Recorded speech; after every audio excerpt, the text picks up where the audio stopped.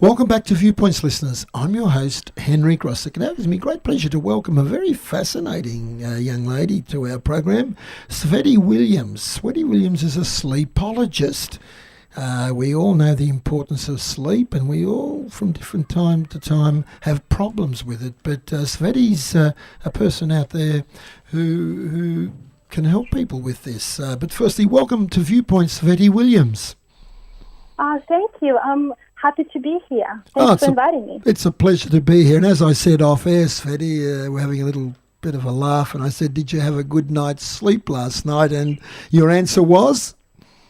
Absolutely. Absolutely. Now, you're also author of a book called Fix My Sleep.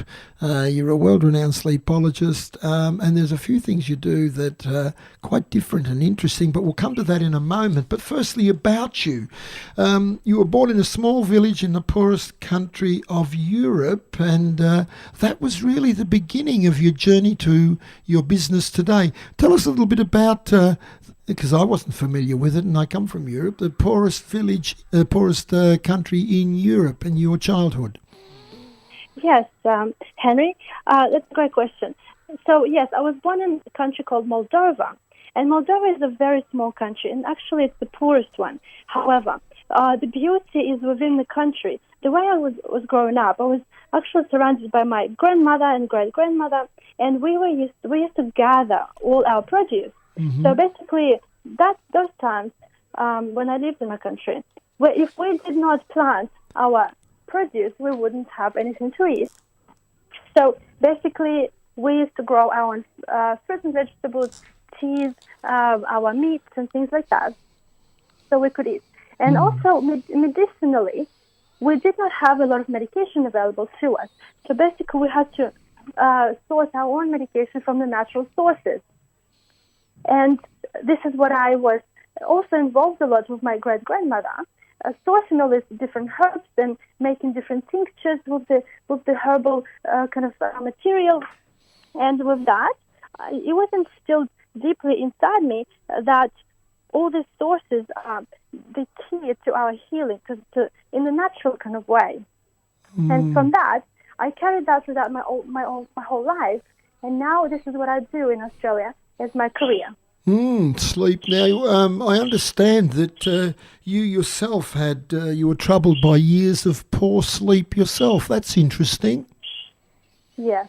Well, when I was 16, we actually left my country, and we moved to a different part of Europe. And later, I moved to London, and then I moved to Australia when I was 21. And the move was really kind of played a very huge role on my health and my emotional well-being and things like that. So I suffered a lot. And because of that, eventually I lost my sleep, and I was suffering in different kind of ways, not just physically but emotionally, and obviously biologically. Something was triggered, and I got diagnosed with autoimmune disease. And I got to the point when I was very ill, and the doctors couldn't actually fix me to the point where I felt great.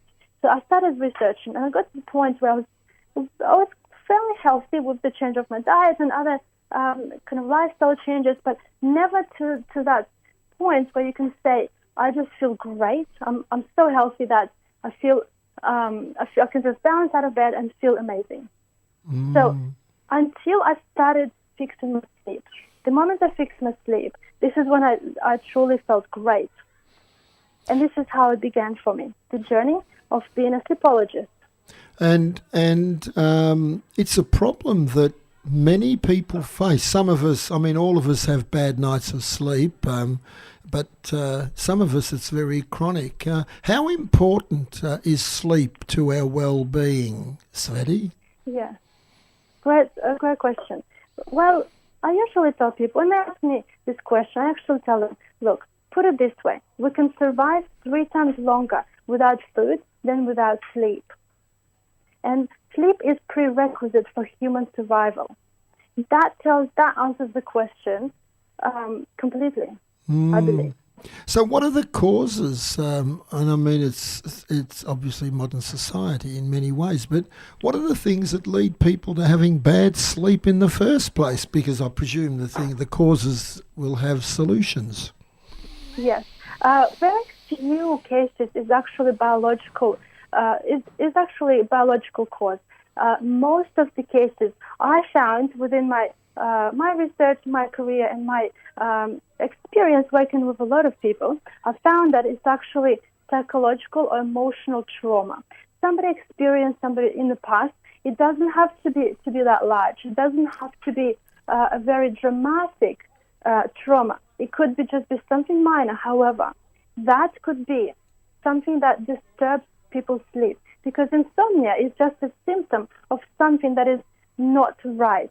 And usually, when we lie in bed, we are alone with our thoughts and our feelings. And this is when things come up. And people lying in bed, and they lose their sleep because the body and the mind kind of triggers that. Those responses to be fixed. And the body is actually screaming, "Fix me." And this is the time when your mind can actually hear your body, when you are alone with your thoughts. Because during the day, we're very, very good at distracting ourselves with things that we do. We keep ourselves busy, and we literally don't hear ourselves. We don't listen to ourselves. So when we are in bed alone with our thoughts, this is when things come up. It's a good point, because I was thinking while you were speaking, Sveti, when you're in bed alone and you're awake, there's nowhere to hide from yourself, is there? Absolutely, that's right. And this is the scary part. This is when insomnia turns into actual sleep disorder, because people begin having anxiety. People begin feeling that pain from those emotions, from those emotional traumas. They may not even recognize at the beginning that something psychological, emotional happened in the past, and they experience that trigger, that release of those cortisol and adrenaline. So this is what keeps us awake, and eventually turns into sleep disorder, where in the beginning there was only insomnia to begin with. How did you overcome your sleeping disorder personally? Yes, what I've done, because I became a healthcare practitioner first, and eventually I started kind of practicing those methods that I learned on my body.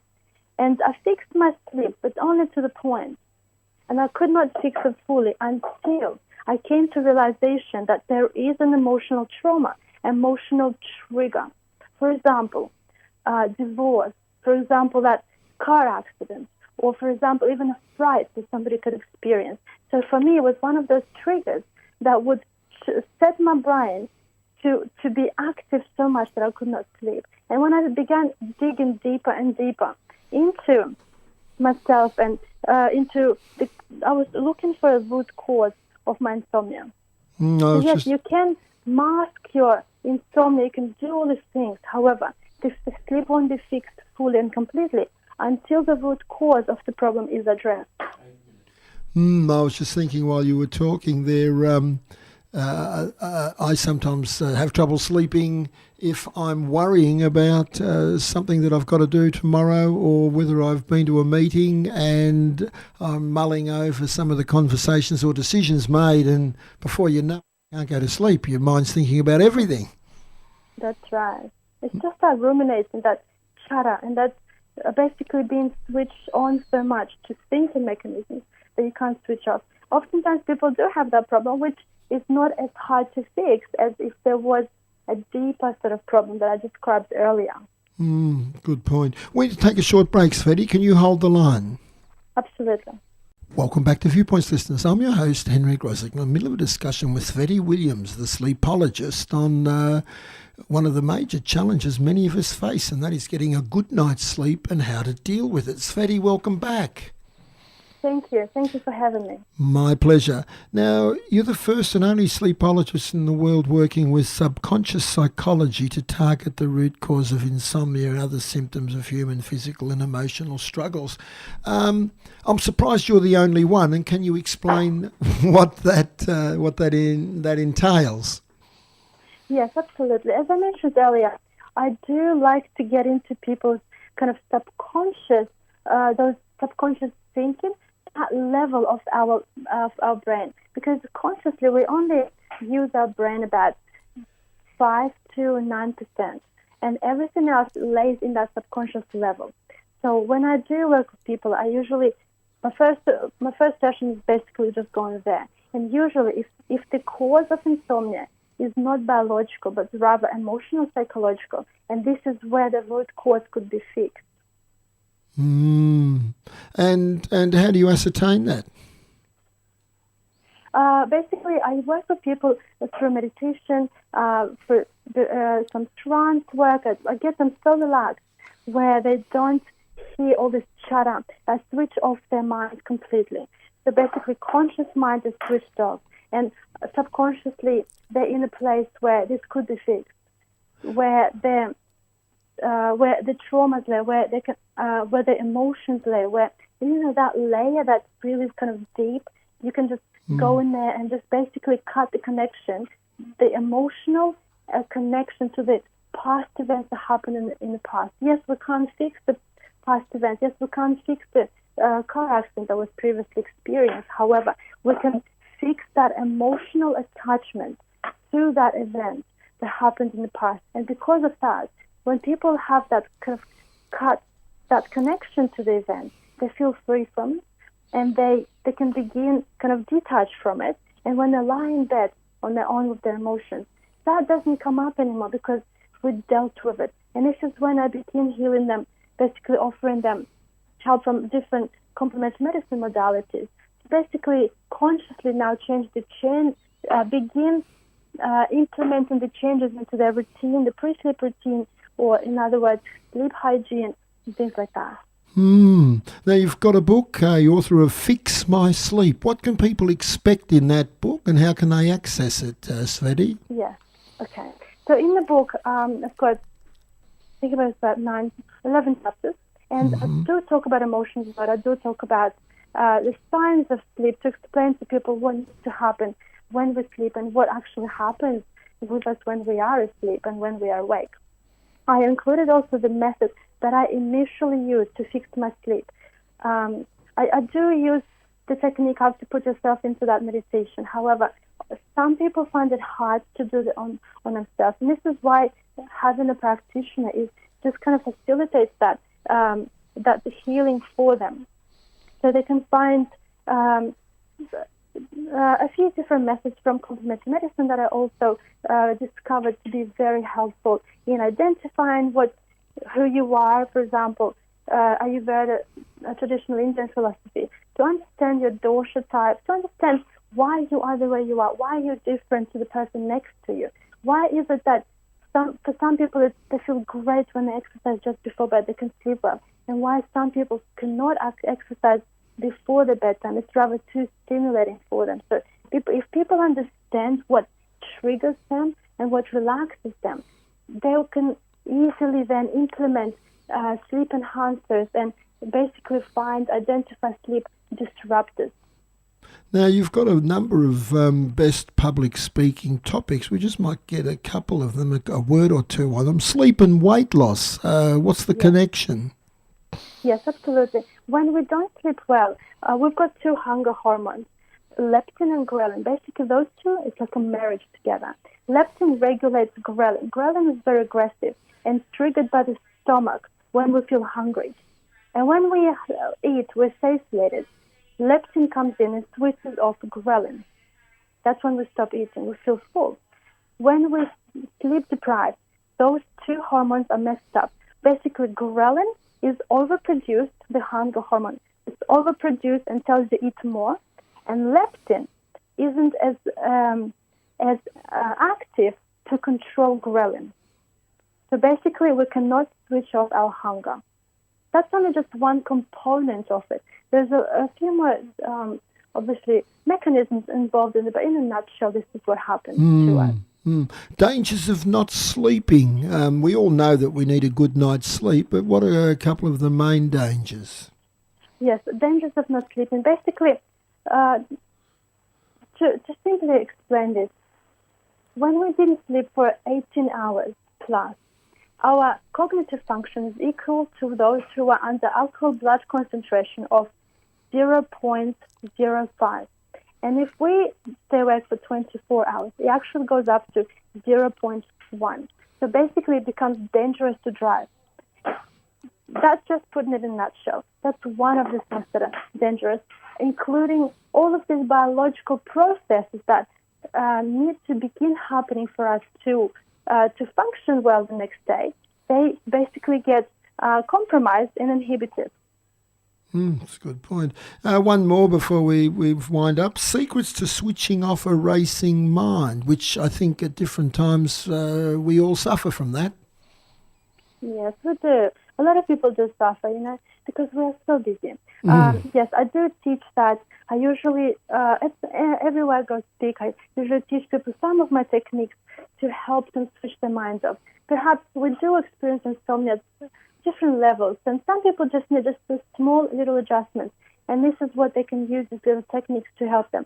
Some people obviously need more work. So switching off the mind is basically just distracting your that active mind. There are two different techniques. Meditation obviously helps. Deep breathing helps. I teach a deep diaphragmatic adjustment as well to allow them to take that deep breath. So once you take that deep breath, your mind basically begins to switching off and wind down. That's a good point. There's so many more things we could talk about. Sveti, if people want to get your book, get in touch with you, how would they do that? Yes, they can find me on the website. My website, SvetiWilliams.com, or just Google my name, Sveti Williams. A few pages of my name come up, so they can easily find me just by typing my name in Sveti Williams. Sveti Williams, the sleepologist. It's fairly intuitive, but the sleepologist. It's a good title. What made you pick that title? Yes, when I was at the early stages of my kind of developing my business, one of my friends was sitting next to me, and we were just sitting and laughing about me doing kind of having a business about sleep, and he says to me, "Oh, you're such a sleepologist," and I loved that name, and I began using that name, and kind of it fits really well with what I do, and this is how the name come up. That's a good point. It's a really, really good point. Now tell me this, have you basically got on top of your sleeping? Do you generally get a good night's sleep now? I mean, I would have thought you'd have to say yes to that.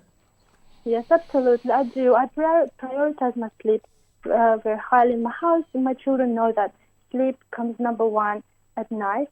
So we all get good night's sleep. I actually have to wake my kids up in the morning because they sleep deeply and sleep very well. So I do not have any sleep issues right now, because the moment if I do one of those techniques that I described in the book, my body knows it's a trigger to go to sleep. So once you do that method in my book many times, your body literally learns that as a part of its own being. So just one technique is enough to trigger that response to go to sleep, like a switch-on button. Amazing. Sveti, it's been a real eye-opener and inspiring conversation. Thank you so much for your time and the great work you're doing, because there's so many people out there who could benefit from it. Yes, absolutely. Thank you so much for having me. It's my pleasure. It's my pleasure too. That was Sveti Williams, a sleepologist. Fix My Sleep is the book that you can obtain, and just go on Sveti's website, which is www.sveti, Williams, or one word, or just Google Sveti Williams, a sleepologist, and you'll find her. And I'm looking forward to getting a good night's sleep tonight myself, listeners. We'll take a short break. Don't go away.